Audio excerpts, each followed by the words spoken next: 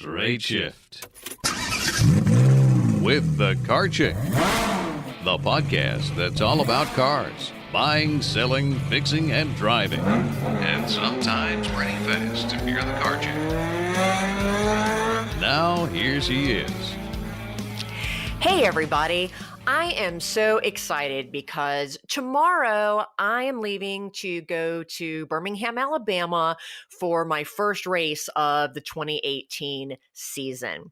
For those of you who don't know, I race in a 24-hour endurance road course series for a woman-owned race team out of Knoxville, Tennessee, and it's just my favorite thing to do. And this track in Birmingham, it's called Barber Motorsports Park.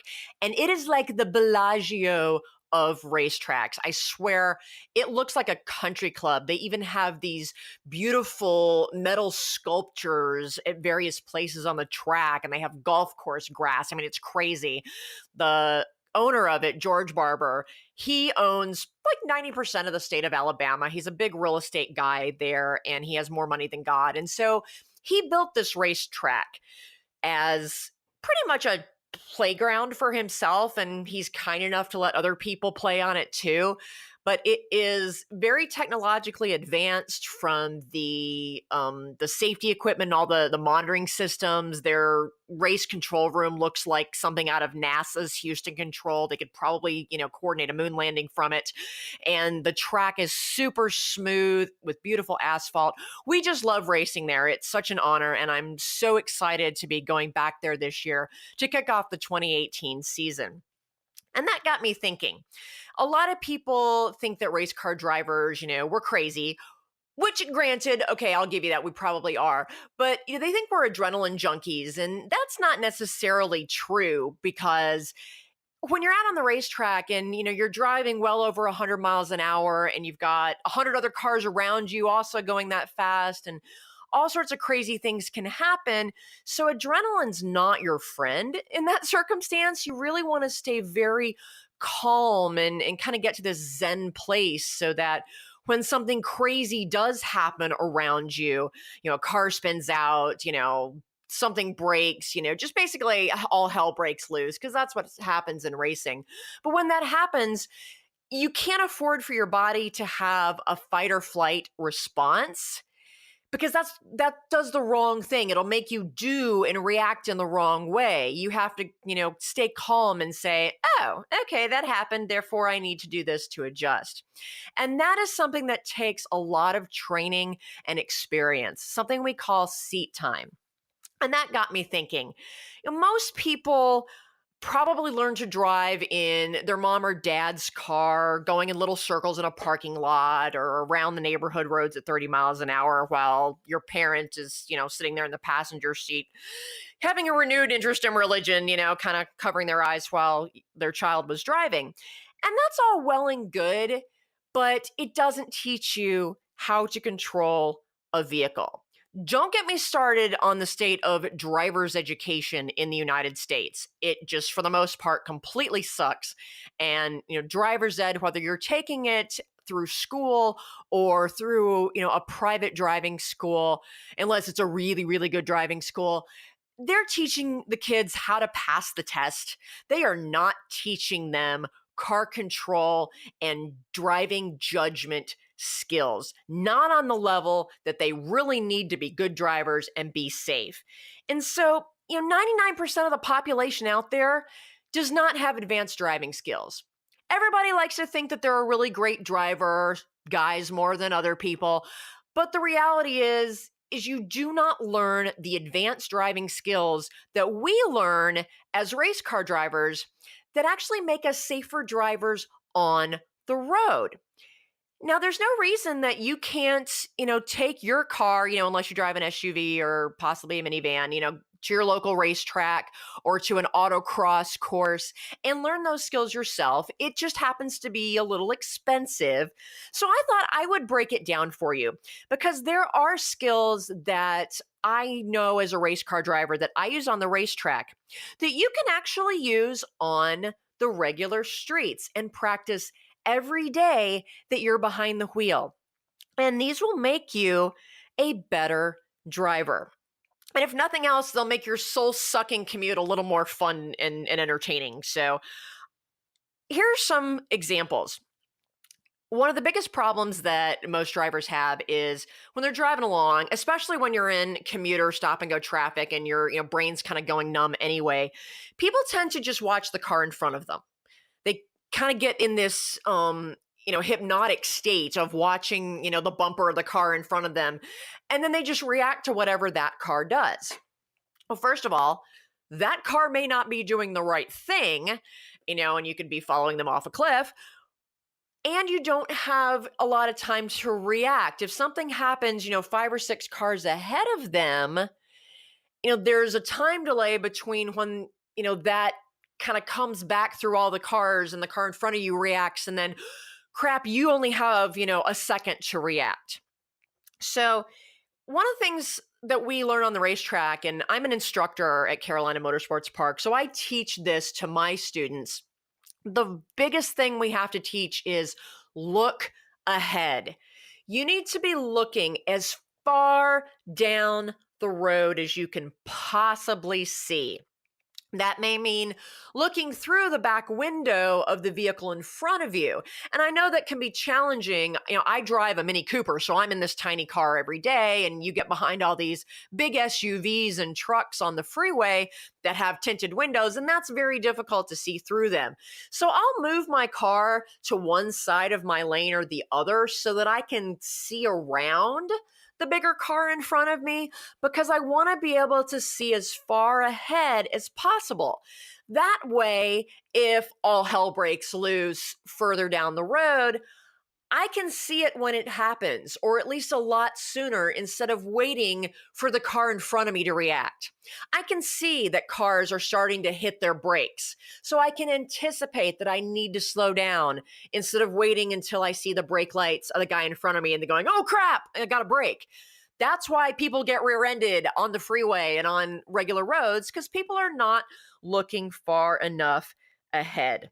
It takes time for your eyes to see something and then your brain to react and decide what the right thing to do is, and then send those signals to your feet and your hands so that you can then control the car. The more time you have to not just react, but to make a conscious decision as to what is the right thing for me to do in this situation in order to be safe, the more time you have to do that, the better off you're going to be. Now, related to that is focusing on where you want your car to end up. Now, that's kind of a weird concept on the road, but we tend to just look out our front windshield. When we're on the racetrack and we are turning, we are actually looking through the turn, and that may mean turning our head so that we're looking out the driver's side window or out the passenger side window, because we're looking where we want the car to go. If you've ever just been driving down the street and you're kind of sightseeing, this happens a lot during the holidays where we're looking, oh, look at the pretty Christmas lights, or the rubberneckers when there's an accident. Oh, look what's over there. When you turn your head or turn your eyes and you look in a direction, your hands follow your eyes, which means your car goes in that direction. So the car is going to go where you are looking. This happens when you're walking too. Always look where you want to go instead of, kind of looking around you or keeping your eyes straight forward. So on the track, we look through the turns, and you can apply that to driving on the street to make sure that your eyes are looking where you want the car to go when you want it to go there, because your hands and therefore the steering wheel will follow your eyes. And that is where the car is going to go. That is the hardest thing to teach my students on the racetrack, is look out this window, look out that window. It's a very alien concept to them, but it makes you a much better driver, and you end up following a much better line on the racetrack or on the street. Now, here's a weird one. Push your tongue to the roof of your mouth. I know that sounds completely crazy, but here's why we do that. The tip of your tongue is basically one big field of densely packed nerve endings. And by pushing your tongue to the roof of your mouth, you're sending electrical signals to your brain that is responsible for your balance, which is key to understanding what your car is doing at any moment and how you can kind of feel what's going on around you. That moment of hypersensitivity when you push your tongue to the roof of your mouth, it also wakes you up. It kind of keeps your brain firing. If you're on a long commute, or you kind of feel your attention wandering, or I'm going to be driving down I-85 through Atlanta tomorrow, and there are some stretches through South Carolina and Georgia that are just ungodly boring. So if my attention starts to wander, I'm going to start pushing my tongue to the roof of my mouth to fire off all those electrical impulses and get my brain re-engaged. We do that on the racetrack to keep ourselves kind of hyper aware of everything that's going on in the car and everything going on around us. But that's an important thing to do when you're driving in stop and go crazy traffic as well, or if you just need to make sure you're paying more attention. This is a technique that's actually used to help treat people that have traumatic brain injury or Parkinson's disease or MS. There is actual medical science behind that. So it's not just one of those crazy race car driver, things that we do. It's a real thing. So the next time you're in traffic, give that a try. Push your tongue to the roof of your mouth and see how much more aware of your surroundings and of the car and how it's moving you become. We're going to take a super quick break, and I'll be back in about 60 seconds with where you should put your hands and why you should brake with your left foot. I'll be right back.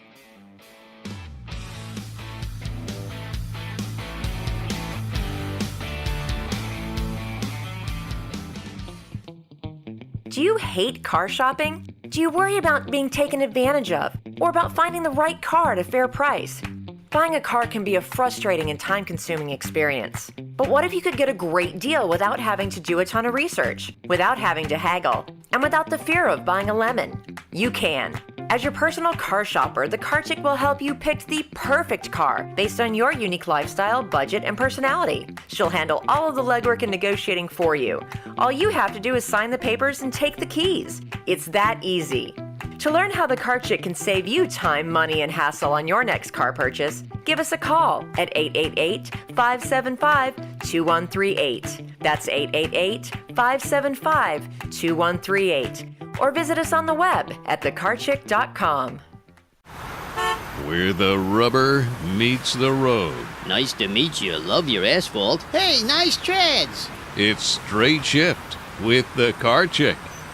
And we're back talking about advanced driving techniques that race car drivers like myself learn by training and practicing out on the racetrack that you as an average just daily commuter can employ on the streets to make you a better and safer driver.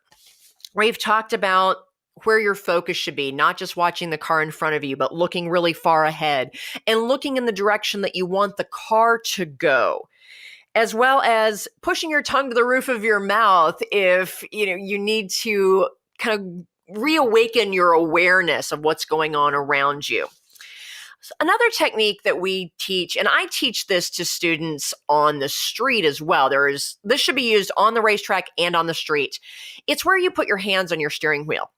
Unfortunately, the traditional driver's ed has always taught put your hands in the 10 and 2 position. Don't do it. There's a couple of reasons why that is a bad idea. It's always been a bad idea from a car control standpoint, but in today's day and age, with most cars having airbags, pretty much every car has an airbag unless you have a really old car. So it is safer. If your hands are in 10 and 2 and that airbag deploys, you are more likely to get hit by that airbag and have damage to your arms. We teach driving in the 9 and 3 position. This gives you several advantages. Number one, it keeps your arms a little more out of the way of a deploying airbag should you find yourself in that situation. On cars that have steering wheel audio controls, your hands should be at 9 and 3 anyway, because then you can hit those little buttons to change your radio stations.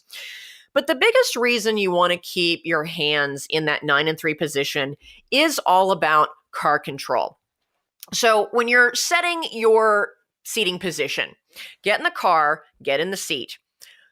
The seat should be pushed as far forward as you need to so that your leg, if your leg is extended, not completely locked out, but with kind of just a softly bent knee, your foot can touch the firewall that's behind your brake pedal. The reason we do that is so if you have to slam on your brakes and your foot, really pushes that brake pedal all the way in, that you have the extension and the strength in your leg to do so. It can be a bit of a balancing act for those of us short people, because for me to be able to push my pedals all the way to the floor, and I've got 3 pedals, so my left foot has to be able to push that clutch all the way to the floor. I have to sit pretty close to the steering wheel, and that can be a little increased risk for airbag deployment, but I will take car control instead any day, because if I have maximum control over my car, both from a pedal standpoint and from having my arms, when my arms are in that 9 and 3 position, I want to be able to have kind of a 90 to 120 degree angle between my upper arm and my forearm, so that the angle of your elbow being bent should be between 90 degrees and 120 degrees. And when you're in the 9 and 3 position and you're turning, you should keep your hands in that 9 and 3 position and turn the wheel until you can't turn, you can't reach it anymore. You don't want to try and get your hands all crossed over. But a lot of your turns can be made without having to do that, hand over hand wheel thing. Depending on how sharp the curve is, you may need to do that. In racing, we do something called shuffle steering, which I'm not going to try to explain over a podcast. I'll do a video on that sometime. But in the 9 and 3 position, you can turn that car quite a bit without having to move your hands. And that gives you maximum control over that steering wheel and over your car if you have to take evasive action. It allows you to use not just your arms to control the car, but now you're also using your core muscles, your lat muscles, your shoulders, all of your core has the strength to be able to control that wheel. Whereas in the 10 and 2 position, you're kind of sitting on top of the wheel. You don't have as much side to side movement, so you have to take your hands off the wheel sooner in order to make that hand over hand motion to turn. Whereas in 9 and 3, you might be able to make that turn without ever taking your hands off the wheel. Anytime your hands are off that steering wheel, you have less control of the car. So for me, I want to be able to sit as close as I need to be able to push those pedals to the floor and have complete control and not have my legs locked out, or I'm not trying to reach the brake pedal with my toes. And I want my arms to have the maximum control over that steering wheel using the strength of my full torso if necessary. In the race car, I need that because we have no power steering and it's really tight. And so turning that wheel is actually very, very difficult unless you are going 100 miles an hour. Backing the car out of the parking space in the paddock is a nightmare. You don't really realize how amazing power steering is until you don't have it. But that gives you the most control over the car. So that leads to the next technique, and that's when you're turning that steering wheel, you use a pull down, push up method. Most people, if you're in the 10 and 2 position, you really kind of have no choice but to kind of push the steering wheel left or right, depending on which direction you want to go. And that uses just kind of your shoulder muscles. And you can't move the wheel as quickly or as strongly. If you're in 9 and 3, if you need to turn, for example, we're making a left-hand turn. Instead of just pushing the steering wheel to the left with your right arm and your right shoulder, pull down on the steering wheel with your left arm and let the right one just kind of go along for the ride on top of the wheel. The reason we do that, and without delving too deep into all the physiology, you've got two different types of basic muscle fibers. You have slow twitch muscle fibers and you have fast twitch muscle fibers. The slow twitch fibers are what you use for endurance, like if you're running a marathon. Fast is when you need kind of quick sprinter style bursts. And you actually use those muscles when you're driving the car. You tend to have more fast twitch muscles, and you use those to pull down the steering wheel versus what you're using to push up on the steering wheel. So what this boils down to, I got too into the physiology, but what it boils down to is you have more dexterity if you pull down with your left hand for a left-hand turn than you would if you're pushing up with your right. More dexterity, more strength means that your body has more control over the car. And you don't get tired out as quickly. Now, on your average commute around town, you're probably not going to get tired out, steering your car. On the racetrack, we definitely do, because in the endurance races, we're in the car 2 to 3 hours at a time, driving 100 miles an hour and doing all these crazy turns.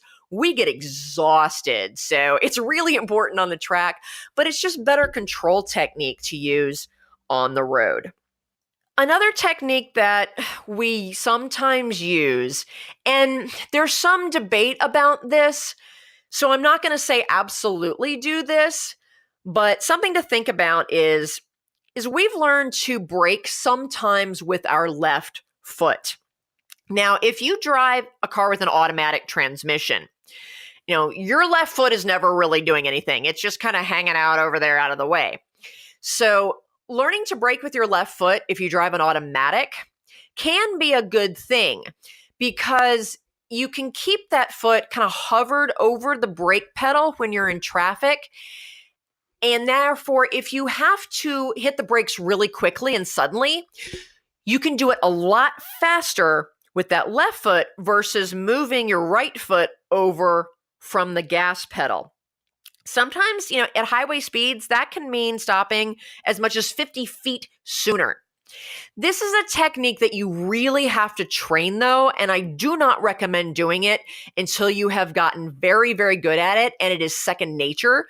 So practicing it a lot in parking lots, on back roads, until that is second nature for you, it can be dangerous. Don't just switch over to it in the middle of commuting on I-77 to work. But the other option is to hover that right foot over the brake pedal. When you're in stop and go traffic, you don't necessarily have to be on the gas pedal all the time because you're doing stop and go. So if you're off the brake and you have an automatic transmission car, your car is most likely going to roll forward when you take your foot off the brake. You don't always have to put your foot back on the gas. So keep that right foot hovered over the brake pedal, not touching it, not resting on it, because then you're riding the brake and it ruins your brakes and it confuses the guy behind you. But if you're just keeping it hovered there, you can react much faster if you do need to slam on your brakes. If you drive a manual transmission car, or as I say, a car with the proper number of pedals and a proper transmission, then you want to stick to normal braking because that left foot is going to have to be used to push the clutch in most of the time. As a race car driver, our cars are manual transmissions, obviously. So we will still sometimes left foot brake though, because there's a lot of times when we need to just tap the brakes or slow down the car a little bit without having to downshift. So we will do that with the left foot because it is so much faster because we got to jab the brake and get right back on the gas. Those are racing techniques that you're not going to need to use on the street. When I learned to drive on a manual transmission, and my father taught me to left foot brake in the automatic transmission car in Mom's station wagon, which, I would rather have, been tarred and feathered than have to drive that thing. But in the manual transmission car, he says, never left foot brake because I don't want you to, go to slam on your brakes and end up only hitting the clutch. So what we get out of that is hovering a foot over the brake pedal when you're in stop and go traffic can reduce your reaction time if you need to slam on the brakes. So get in the habit of doing that. And finally, There's three different things that you can do with a car. You can accelerate, you can brake, and you can steer. But you don't want to do all those things at the same time. In fact, you often don't want to do more than one of those things at the same time. Think of your car as kind of a dance partner that you really want to impress. And, you want to be gentle and you want to be smooth. And so you can steer, or you can brake, or you can accelerate. You can accelerate and steer at the same time. But you don't want to steer and brake at the same time. And here's why. When you hit the brakes, or even if you just let your foot off the gas, that is effectively braking the car. It's engine braking. Your car is slowing down. Anytime you do that, the weight of the car goes forward. It all gets kind of thrown onto the front wheels. And so that means your rear tires are lightened up. All the weight is taken off those rear tires, which means they have less traction back there. All the weight gets thrown to the front of the car. Now, if you're driving in a straight line, that's perfectly fine. The car's going nice and straight. Both of those front tires can handle the traction of slowing down or coming to a stop. If you hit the brakes, the weight of the car is thrown forward onto your two front tires. Now imagine turning the wheel to the left. When you turn the wheel to the left, all of the weight of the car goes to the right. That's that kind of body roll that you feel when you're cornering in the car. If you hit the brakes and the weight goes forward and you turn and the weight goes to one side, guess what? All the weight of the car is on one tire. So that one tire is responsible for holding the entire car to the road. There will come a point, and it will not take very long to get there, where that tire goes, "Wah! I can't do it anymore." And it gives up, and that's when you spin out. That is when you lose traction and bad things happen. So there are times on the racetrack where we will do that on purpose. That's an advanced technique, not even going to get into it. I don't even teach my students on the track to do that. It's called trail braking. Just don't do it. On the road, there is never any reason to do it. So get all of your braking done in a straight line. That means hopefully you're looking ahead, and if you see a curve coming up that you think, ooh, I might be going a little too fast for that curve, slow down before you get to that turn so that your foot is off the brake pedal and back on the gas. Even if it's just a steady hold on that gas pedal, you don't have to be accelerating, just hold steady before you turn the wheel to go into that turn. I have seen more idiots spin out in the middle of a curve on a road simply because they waited until they were already in the middle of the turn to think, oh crap, I'm going too fast. And they slammed on the brakes. So what happened? They spun out. So always do your braking in a straight line. And then once you get through the turn and you start to straighten your wheel out, then you can start squeezing back on the gas. If you accelerate while your steering wheel is still turned, you're not going anywhere. The car cannot accelerate very much when the steering wheel is turned. So when we're on the racetrack, we teach our students, get your braking done in a straight line. Look through the turn. Right foot back, hovering over the gas. Turn the wheel, go through the turn. As you exit the turn, you open the wheel back up to where it's straight, and then you start squeezing back on the gas. That is the best way to get through the turn, whether you're on the racetrack or you're on the street. So steer or brake or accelerate, but not all at the same time. I know I've thrown a lot of advanced techniques at you guys, but these are things that, I've been racing for 25 plus years and have trained with some of the greatest racing coaches out there. I have a lot of seat time on the track and a lot of seat time on the road. And the techniques that I have learned on the racetrack make me a more skilled and therefore safer driver on the road. I just have to remember to slow down. So I have a few speeding tickets, but that's a totally separate issue. I do have the car control. And these are techniques that you can practice on the road to make yourself a safer driver. Hope this helps, guys. I'm going to go get my car packed up and head to the racetrack, and hopefully we'll have a good, safe race weekend and the car won't blow up and we'll end up on the podium. If you want to keep up with the racing antics this weekend, I will be posting stuff to my Car Chick Facebook page, which you can get to through the little Facebook social media link on my website, thecarchick.com. Thanks so much, guys, and drive safely. The Straight Shift Podcast is copyright Leanne Shattuck, The Car Chick, 2017. All views expressed by guest and or co-hosts are those of the guest and or co-hosts, and not necessarily those of Leanne Shattuck or The Car Chick.